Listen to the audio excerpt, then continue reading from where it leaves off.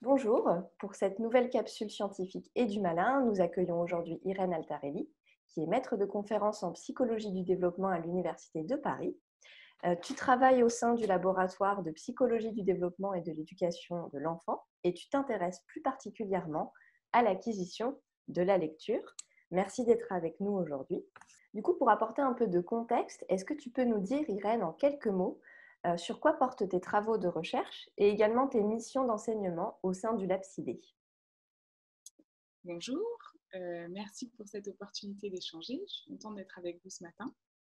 Donc, effectivement, je suis maître de conférence en psychologie du développement à l'Université de Paris.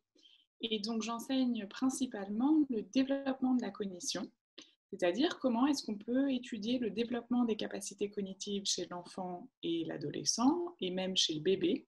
Donc, on se pose des questions sur, par exemple, comment tester certaines capacités chez le bébé. Ça fait partie des choses que l'on enseigne et que j'enseigne aussi. Et j'enseigne l'acquisition de différentes compétences, dont par exemple l'acquisition du langage. Donc comment est-ce que les bébés apprennent à parler? Et ensuite chez l'enfant, comment est-ce que l'enfant apprend la lecture et apprend à lire et à écrire?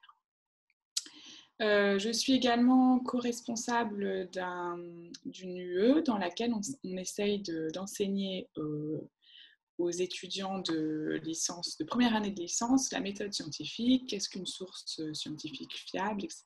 Donc, l'apprentissage par la recherche.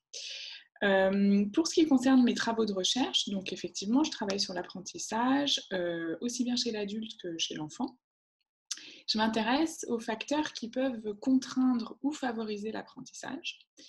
Donc facteurs cognitifs, mais pas uniquement, aussi les facteurs environnementaux. Donc tout ce qui, dans l'environnement de l'enfant et parmi ses compétences, peut lui permettre d'apprendre efficacement. Et puis, un des objectifs de mes lignes de recherche, c'est d'essayer d'utiliser ces connaissances pour développer des entraînements et donc des stratégies d'apprentissage qui seraient les plus efficaces possibles et les plus agréables aussi, si possible, pour l'enfant et l'adulte.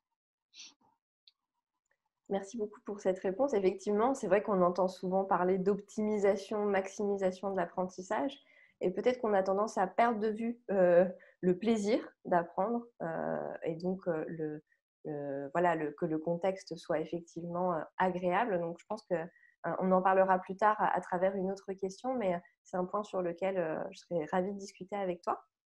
Mm-hmm. Je te propose de passer à la question 2.